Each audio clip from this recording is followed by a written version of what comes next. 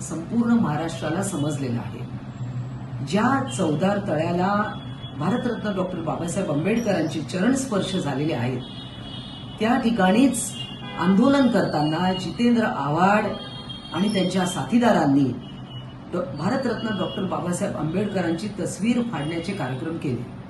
जितेंद्र आव्हाड हे शरद पवारांना विचारल्याशिवाय काहीच करत नाही, त्यांचे गुलाम आहेत असं म्हटलं तरी हरकत नाही। मग आदरणीय शरद पवार साहेबांना हे मान्य आहे का? आज यांनी डॉक्टर बाबासाहेब आंबेडकरांचा फोटो फाडलाय, उद्या ते शाहू महाराज आणि फुलेंचा देखील फोटो फाडतील।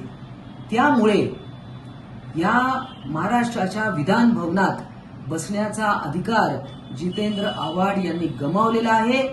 जितेंद्र आव्हाड यांनी त्वरित त्यांच्या आमदारकीचा राजीनामा